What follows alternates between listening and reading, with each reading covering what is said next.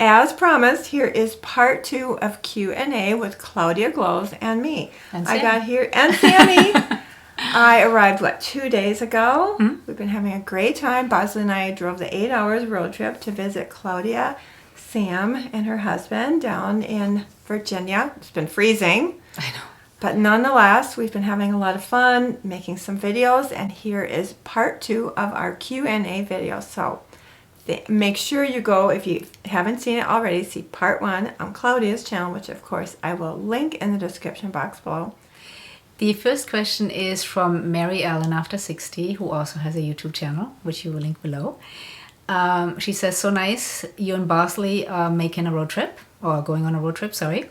My question is, what was your favorite part of nursing? So it's obviously directed to you. Have a wonderful time. Blessings. Love, Mary Ellen. Oh my gosh, I adore Mary Ellen. Not only is she having a YouTube channel here that I've been watching for years, but she's also a retired nurse. So I had about a 40-year nursing career, graduated in 83, retired 2 years ago, and primarily worked with elderly people. Well, now I'm elderly, you know, not quite there yet. Anyway, my favorite part was just connecting with older people, hearing their stories. I had, one of my favorite patients was actually a suffragette. She actually fought, you know, marched for our right to vote. She was one of my first patients. So favorite part of nursing was just really connecting with older people. You want to do the next one? Yeah, I'll read the next question. So anyway, thank you, Mary Ellen, for the question. I would love to hear what your favorite part of nursing is sometime. Anyway, next question is from Carla. I would love to hear exactly what your holy grail skincare products are and what difference they have made in your skin, both you and Claudia. The top 3 products that I have been using the longest, that I think have made the biggest difference, they're not product specific.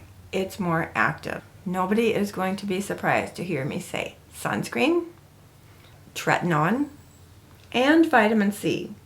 All 3 of these products are actives that I have used in one form or another for the last 20 years, and I really do feel like they have made a huge difference. Well, the question also was, what difference have you seen? Okay, yes. Which I think is, you said, is hard to say because it's really hard to say. You know, I started taking serious care of my skin in my early 40s. I'm 64 now, so 20 plus years, and I'm very happy I did, but it makes it hard now to know what really made the difference.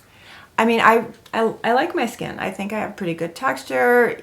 It's pretty good for my age, and I do really credit these types of actives. You know, if someone has never taken care of their skin and all of a sudden they start taking their skin, they're going to see a difference, a pretty significant difference within a relatively short period of time. But at this point in my life, I'm just trying to slow further decline.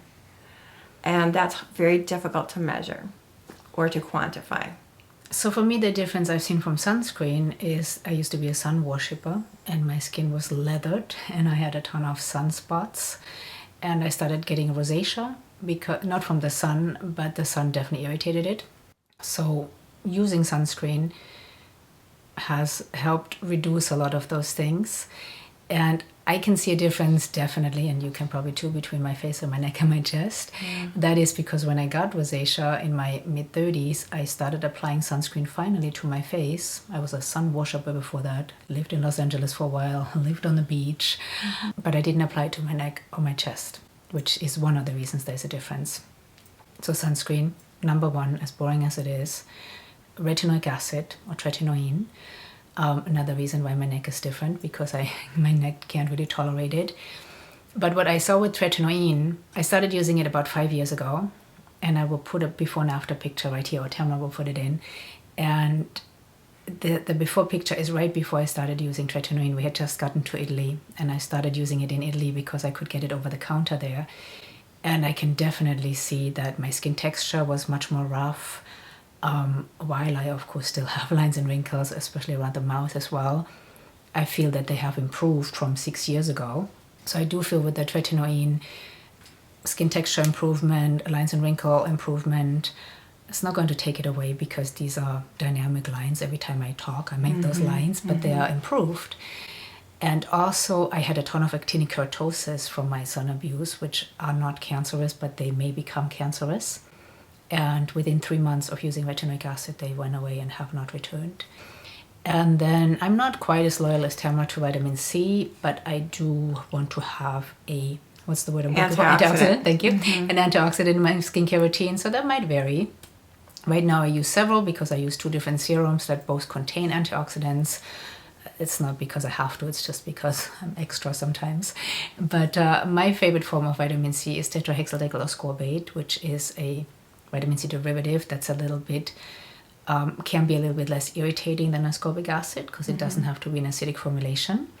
So that's what I use. And then I also currently use a serum that contains several other antioxidants, resveratrol, copper peptides, NAD precursors. But my antioxidants vary. You've been very loyal to some of them. Tamara is more loyal to certain skincare than I am. But those are my core. And alpha-hydroxy acids. So glycolic acid, lactic acid. I've also seen a difference with them just as far as skin texture because they do exfoliate the outer layer of the skin and then allow skincare to absorb better. But in the long run, they also help with collagen and elastin production. So those are mine, and those are the differences I've seen. Yeah, I have to say AHA also. In fact, I remember I was always afraid to use alpha hydroxy acids. The word acid scared me a lot. So using tretinoin for 20 plus years, I would go through various parts, various phases where I had dry skin, very peely skin. And several years ago, I started dipping my toe into AHA, and I think my very first AHA toner was Pixie Glow Tonic. It made a huge difference. It was a noticeable difference. It got rid of the peeling skin. It made my skin glow.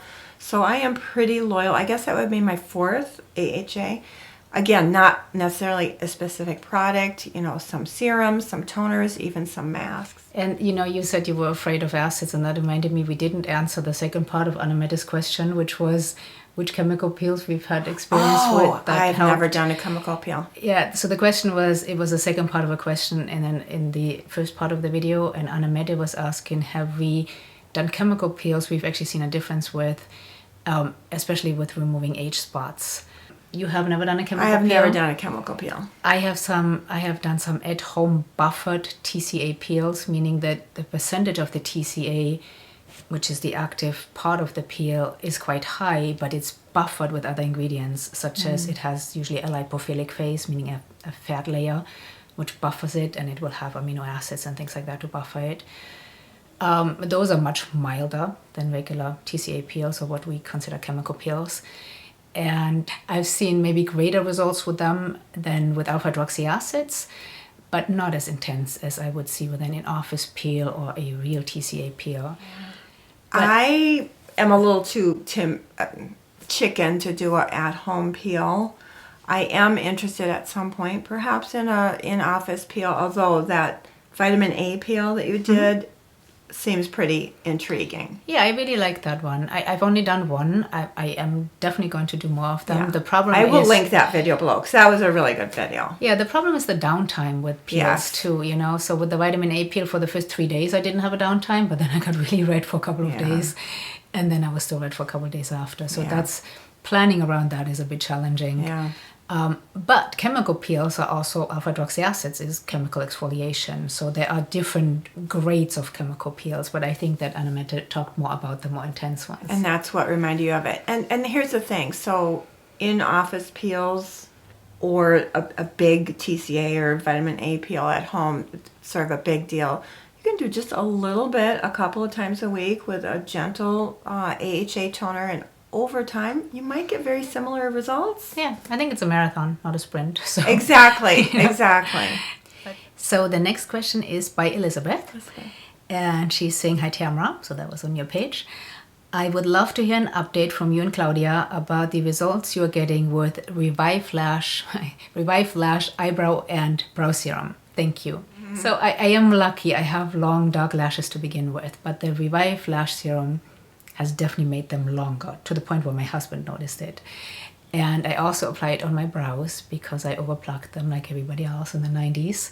And I still have a few bald spots, but they are coming back. Not completely, but I do see a bit of improvement on my brows as well. So for me, it's working really well. So I was inspired by Claudia's amazing results, and I had been using RevivLash eyelash growth serum for the last 4 years. Great results, good length, good volume. I was completely happy with it. In fact, I was afraid to try anything else because it truly did save my lashes. Unlike Claudia, I wasn't born with fabulous lashes. My lashes were always like okay, but then they started thinning and getting shorter, and I thought I was actually losing my eyelashes. RevivLash saved my lashes. So until Claudia got those amazing results, I was not willing to try anything else. I did not personally experience any negative side effects from prostaglandins. I didn't have any irritation, I didn't have any discoloration, but because many people are concerned about potential side effects of prostaglandins anyway, I gave it a try.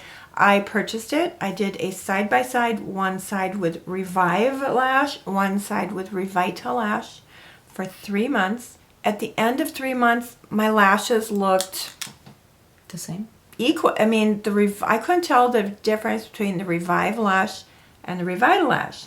So not only was it prostaglandin free, but it seemed to be effective, and it was quite a bit less expensive. So I got really excited, all in, and I actually talked about it in an empties video recently.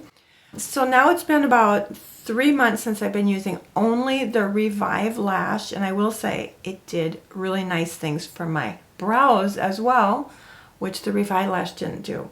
So overall, really happy with the RevivLash and Brow Growth Serum. Having said that, I think I might be going through a little bit of a eyelash, our Cycle. our eyelashes go through cycles, and so I feel like I might be losing some eyelashes right now, and it makes me a little bit nervous. Is it not having RevivLash? Anyway, time will tell. I still am using the RevivLash. It is very effective, but I do reserve the right to, at some point, perhaps alternate between the two, just because if this is more than just an issue, like a growth cycle issue. Anyway. But I think it works differently on everybody. I know that sincerely Miss Ash, who is a sweetheart, I will link her video down below. She also tested it after watching my video, and she just did another video on her results, and she said, yeah, she did see results, but not as dramatic as she would have hoped. So I think it works differently for everybody, just like everything else. The next question is along those lines. Have you tried castor oil? I'm sorry, the question is by MK Brown. MK Brown. Have you tried castor oil?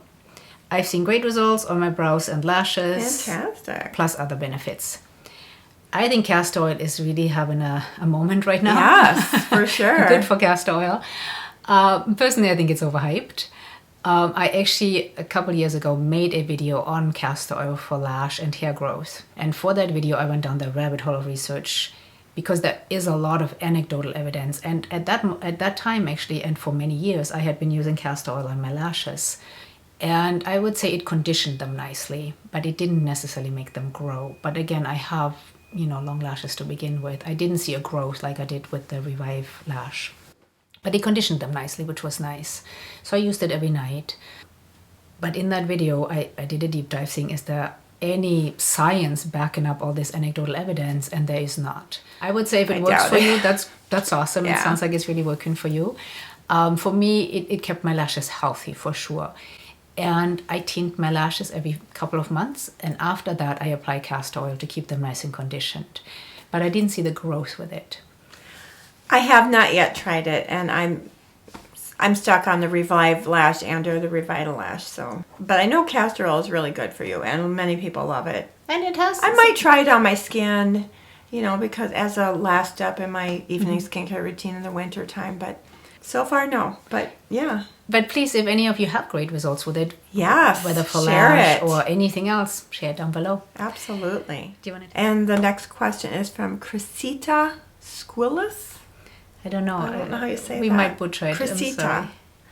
Anyway, the question is how to stay slim and trim when you reach 60.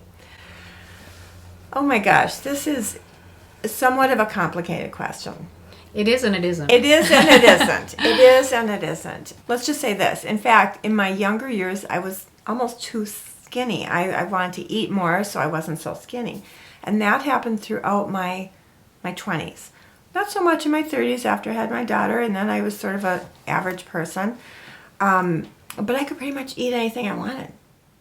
And I always paid pretty close attention to nutritious food, but not, over the top. In my 40s and 50s, as menopause hit, that changed. But it took me a while for my eating habits to catch up with my changing metabolism and musculature, right? Well, one of the reasons you brought up metabolism, one of the reasons metabolism changes, one of the reasons we gain weight as we age is sarcopenia, the loss of muscle mass, which happens as early as our 30s. Every decade we lose quite a percentage of muscle mass. And this loss of metabolically active muscle mass, muscle is metabolically active, meaning it actually burns calories just to stay alive. Much more so than a pound of fat. A pound of muscle will burn many more calories than a pound of fat to stay alive. So the more muscle you have on your frame, the more metabolically active muscle you have in your frame, technically, the higher your metabolism. Now, other things play a role as well, such as your thyroid, which is very much responsible for metabolism. And often as we age, as hormones get imbalanced or disappear, the thyroid is affected by that as well. So personally, I would say I'm not 60, I'm 55, but this is my field, I'm a personal trainer. Personally, I would say those are the two main reasons we gain weight as we get old. Well, the main reasons. There are other factors as well. We're less physically active, as we were when we were younger. We might sit on the couch more rather than being out, walking around and things like that. So overall activity during the day counts as well. But muscle mass is so, so, so important. Not just to stay slim, but for bone health, for brain health, for posture, for injury prevention, for so many things. So I would say the most important thing as you age, not just in your 60s, but earlier already in your 30s, 40s, 50s, 60s and beyond, is to lift weights, to keep fighting sarcopenia. So to not just counteract sarcopenia, but hopefully also to put some extra muscle on so that you are working towards good bone density. Again, lifting muscle has been shown to be beneficial for brain health and all of those things. But it is also beneficial for our metabolism. And then maybe get your thyroid checked and see if that is on par with everything else. And if it's a little low, you might want to supplement that because thyroid, again, is important for metabolism. But I can't stress enough how important lifting weights is. Again, not just to stay slim, but for everything else. Yeah, I did experience about a 15-pound weight gain in my mid-40s to mid-50s. And I didn't, go on a diet. I didn't get rid of it overnight. It was more of a gradual change, and it was part eating, changing my eating habits a little bit. Also, I did join a gym, and I was doing a lot of yoga, a lot of Pilates, and I was sort of recommitting to physical activity. And I also did HRT. And so those three things helped me gradually get my weight back to what my new set point was. Now, I thought I was in fairly good shape, but visiting Claudia here, she's getting me on some real weights, which is really exciting. Did a great video, or we did a great routine this morning that felt really good. So I'm very excited about that. And obviously, you brought up diet. We can't outlift or outrun a crappy diet. Right. So what we put in our body is important for sure. And it doesn't matter how much muscle mass I have. If I eat too many calories, I don't believe they're saying a calorie in is a calorie out. No. We know now that is not true anymore. It really depends on where the calorie is coming from. But let's say I need 2,000 calories, but I eat 4,000. I'm going to gain weight no matter how much muscle mass I have and how active my thyroid is. So what we put in our body is very, very important as well. And we want to make sure that what we put in our body actually fuels us and it's not just empty calories. But I do believe, I eat a lot. You see me eat, I eat a lot. I do believe if we keep that muscle mass on, then our metabolism is much more active and we don't have to restrict our diet as far as calories. but we just want to restrict it as far as junk food and things like that, things Yeah. that don't really... Well, and that's part of the reason why, two different people can eat this exact same thing and their bodies are going to respond differently. One person might, gain a pound or lose a pound or maintain, but it's really not, it's very individualized and it really depends on so many factors. So the next two questions really sort of play hand in hand. So the first one is by Betsy Moore. And she's asking, I would love to hear you and Claudia discuss menopause supplements/diet and your thoughts on HRT. And then Martina, who is a sweetheart and watches every single video of ours, thank you so much, Martina, is asking, how do you deal with menopause calmly? So this could be a whole video in itself, but we're going to keep it short. Absolutely. I actually, on my channel, have quite a few videos on HRT. I talk about my own history with HRT, and I talk with my prescribing doctor. I think I have at least 5 videos with Dr. Mathis where we go in detail about HRT. So if you don't mind, you can link all of those down below in case people want Absolutely. Those are great more detail. videos. I'm a big fan of HRT. I've been on it since age 38, really my whole life, because I was on the pill before that. But really briefly, when I got off the pill, I went into a hole, had all kinds of symptoms, couldn't get out of it. Went to several different doctors who tried all kinds of things with me. And then I met Dr. Mathis and he put me on the HRT I'm on now, which is a transdermal, bioidentical, rhythmic HRT. And I have been using it now for 17 years. Wow. I tell my husband I would rather not eat than not have my HRT. And this is my personal opinion, but it has been, backed by science at this point too. I know what I'm doing is actually supporting my body, supporting my bones, supporting my brain, supporting my health. So I'm giving my body something it desperately needs so I can live a productive, healthy, happy life for hopefully another 50 years, rather than, for me, it would have been just suffering, because I was suffering, literally, and I know many women are. Not every woman is, we are all different, but personally, I'm a big fan of HRT. I am planning to take it for the rest of my life, and yeah, so I have a little bit of a different experience with that. I am on HRT, and I have had 2 sort of bouts, episodes with HRT. I stopped menstruating very suddenly at around age 45. I think it was sort of the shock of my mother dying, actually. It was very sudden. I had normal periods, and all of a sudden I didn't. And I did go into menopause pretty dramatically. And that was right around the time that there was a lot of information about bioidentical hormones. It was on, Dr. Oz and Oprah Winfrey and all kinds of interesting books, Suzanne Summers. And so I did go and get bioidentical hormones, got my blood levels measured. It really helped. My symptoms were sleeplessness and anxiety. I never had a ton of hot flashes. Is everybody? everybody's okay. Just give it We have the doggies there. Anyway, so I took HRT for several years, between about age 46 to about age 55, about 10 years. It really made a difference in my life. I thought, well, am I going to stay on this for the rest of my life? I thought, I feel fine. I think I'm probably past the worst of it, and I didn't feel like going back to the doctor, and so I went off of it gradually.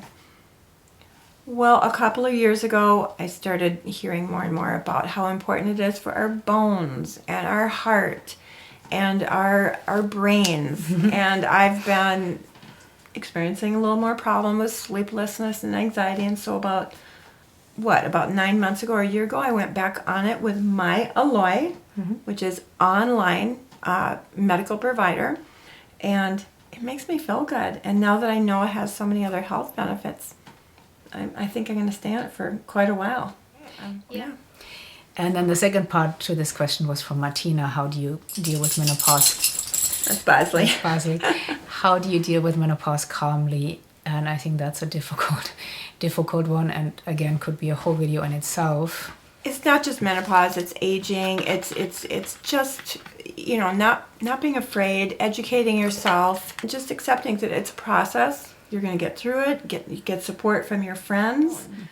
We have a community here and have a community in your own social structure with your girlfriends, and be open and honest and discuss it and support each other. And, it's nothing to be ashamed of. It's nothing to be afraid of. It's just part of life. suffer in silence. I think we have this, we just got to tough it out. My mom went through this, my grandma went through this. They all did, but it was a different time when they went through it. We didn't live in quite the same world as we do now. And you're not your mom, you're not your grandma. You have similar genetics, but you might suffer more than them or less. We are all going through it to one extent or another.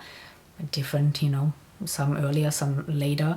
But I think it's really important to not suffer alone.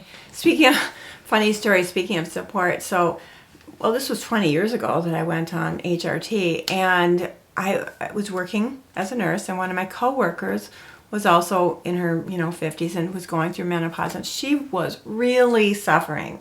She was having extreme hot flashes, tons of anxiety, she was miserable. And I told her, well, this HRT, this estrogen, this bioidentical hormones, I floated around at different buildings. So she was somebody I only saw occasionally. Well, anyway, 6 months later, I am watching TV in the middle of the day, and there is an advertisement for a hormone replacement clinic in my area. And she was on there talking about how this clinic, this doctor, hormone replacement, saved her marriage, saved her life. And I just thought that was so funny. So, we got to support each other, help each other, educate each other. And there you go. All right, next question from Freddie's Van, 16. Freddie's Van, that's cute. Biggest tip for people in late 20s, soon to be early 30s, on skincare and wellness. First of all, I love that we have a viewer in their 20s and 30s, or many viewers in their 20s and 30s. Biggest tip. Oh my gosh. Regarding skincare, sunscreen. SPF. I mean, we all know that. I didn't know that in my 20s. It wasn't a thing in my 20s. I was a sun worshipper, and that is what a lot of the stuff that I'm fighting now is coming from. So biggest skincare tip, I would say sunscreen. There's this thing now with young people in their 20s, in their 30s, and it might be because of social media to some degree. There is a thing where young people are afraid of getting older, of getting old, of aging. Like aging is this horrible thing. Limit your social media, with the unrealistic expectations. Don't be afraid. Life is beautiful. Life at 65 is fantastic. Beats the alternative. It definitely beats the alternative. Yeah, don't be afraid. I mean, I think when we are in our 20s, we look at somebody our age and we go, oh my God, they're so old. Right? But now I look at somebody. It doesn't feel old. I actually will see somebody in like the 60s or whatever and go, hey, they're older. And I'm like, wait, I'm the same age. Right. So, it's not something to be afraid of. No. I mean, are there some things that suck? Sure. But there also are some things that suck when we're younger. Yeah. I wouldn't want to go back. I wouldn't want to go back. So sunscreen, I would say, as far as skincare, most important. I think don't overdo it with your skincare that early on, because there is that trend now too that young people are overdoing it with skincare, and it's unnecessary. And you have wonderful collagen production and elastin production. Your body is functioning as it should. As we get older, we're trying to help our skin function as it used to. Yeah. Maybe do a few things that you can, like collagen bank, if you want a microneedle or something like that every once in a while. Collagen bank? Collagen banking, Dr. Capo calls it that. So you have some collagen in the bank, for later on. Yeah. If that is your thing. But I think the most important thing, again, is sunscreen. Yeah. And then as far as wellness, I wish that in my 20s, I wouldn't have been so worried about every single thing. Wouldn't have overthought every single thing. Wouldn't have done the what if. I started meditating in my 40s, and that changed my life. And I wish I would have done that sooner. So I think wellness is not just physical, right? It's also mental and emotional. That is something I wish I would have worked on earlier in my 20s or 30s, was my emotional wellness. Yeah, just take care of yourself. Be kind to yourself. Don't be afraid, and enjoy life, exercise, be active, basic eat a stuff, balanced diet, basic health, basic health practices. Although I will say, when you're in your 20s and even in your 30s, your body can withstand, or it appears to withstand, a little bit more, abuse. You can maybe get by with a little bit less sleep and feel okay. I'm telling you, when you're older, that doesn't work anymore. But appreciate that. Yes. Because you don't when you're in your 20s. And then when you're our age, you go like, oh, I wish I could have all those things. Right. So that's another thing, I think, appreciating how amazing our body is and how what it does for us every single day without, you know, without in your 20s giving it too much thought. So having that appreciation for the body, really fostering that might also be helpful. Yeah, enjoy. Totally enjoy it. The next question is from Heidi G. And she says, one of the questions is, how do you keep your hands so smooth and young looking? This question is not for me. This question is for Tamara. I have all sorts of spotting and sagging and would like to reverse them. Happy trails. Thank you, Heidi Q. You know, it's funny because I don't, first of all, I wish I had done my nails, and I just take my skincare on my hands. Now, I grew up in Minnesota, so I wore winter gloves 6 months out of the year. I think that probably helped. But it's funny, I have very veiny hands, and so when I do videos where I'm doing like a declutter or something, when I'm showing my hands, I'm very, very self-conscious of my veiny hands. So I hold them up and try to get the blood out of them before I video my hands. So anyway, behind the scene tricks. Get the blood out of your veins so they look nicer. But so you take your skincare onto your hands, which I don't, and skincare. Yes, and sunscreen. Absolutely, skincare and sunscreen. Comes down to that again. Yeah, sunscreen. It does. Always comes back to sunscreen. And then the last question is by Sue Annika. And Sue is another sweetheart that watches all of our videos. So it's a two-part question. One part is for me, one part is for Tamara. She says, Claudia, do you still use Methyline Blue internally and on your skin? And if so, do you think it has made a difference? And the second part is Tamara. You mentioned previously in a video that you had sparks for someone. Is there still a romance going on? Thank you, ladies. See you soon. I'll let you start. So Methyline Blue is something I have made a couple of videos on, which maybe you can link those down below as well. Methyline Blue is basically a dye. It has been used to dye different things. It's still used in the medical world to dye slides, and also sometimes gets injected for certain imaging. But it is now talked about in the alternative health realm for certain benefits, and it's also been talked about for skin benefits. So I interviewed Dr. Cow, who is a scientist at the University of Maryland, and her field is, I don't know why this name always escapes me. What is it for? But it's basically progeria. Thank you. Progeria. Sorry about that. But basically, what Dr. Cow has discovered is that because progeria is partially a mitochondrial disease, she was seeing if Methyline Blue could help with that. And then discovered that it actually had skin benefits similar to retin A. So I had Dr. Cow on my channel. It was a fascinating video. And Dr. Cow actually came out with a skincare line containing Methyline Blue called Blue Lean. I tested Blue Lean. My skin didn't like it because it has essential oils in it. They have since come out with an essential oil-free moisturizer. I didn't see a difference, and so eventually I stopped. As far as internally, I take it on and off.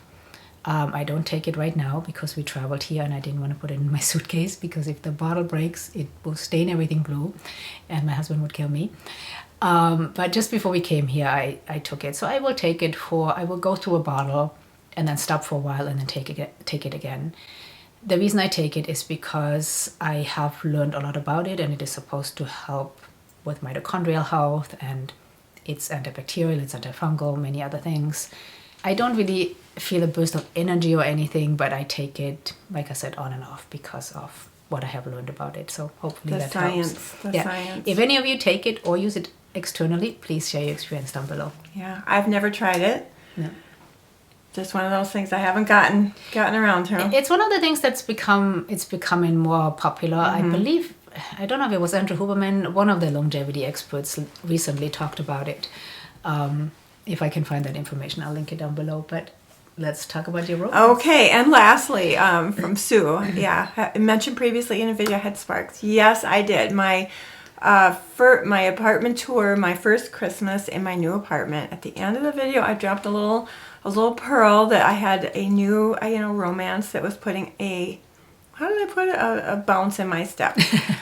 Well, that's one of the reasons I hesitate to ever put too many personal things in a video, because as time goes on, what started as a really fun romance transitioned very, very naturally and organically into a really, really good friendship. And so this is not one of those things where, yeah, we broke up, but we're still really good friends. This is really one of those things that just transitioned into a really good friendship. I talk to him every single day. We see each other at least a couple times a week. We take walks. We have lunch. So, like I said, what started as potentially a romance turned into a really good friendship. So there are more fish in the sea. And Many more. Many more. And I'm just really happy that I have this person in my life. I mean, things change in life, you know. Some people come in your life for a season, some for And here's the a thing. lifetime. I am truly happy on my own. I am truly, well, I have Bosley and my friends, and I'm very, very happy on my own. So friends are obviously important. A potential romance down the road would If you're just be a interested. bonus. No. This is not an advertisement for that. No. I'm kidding. So thank you for the question, Sue. I know a lot of people were sort of excited for me, but yeah, it turned into a really, really wonderful friendship. Yeah, you seem truly happy and Yeah. grounded, and I think that move was a good thing for you. And I'm at a very good point in my life, a very good phase, a very good place. So yeah, all is well. I think, do we have any more? I think that was Was it. that we saved the best question for last? Anyway, oh my gosh. So we have we have part 1 on Claudia's channel. If you haven't seen that already, it will be linked below. And thank you for watching. And Thank you for asking questions. thank you for the questions. So with that, I hope everyone has a great day and a wonderful week. And I hope to see you in my next video.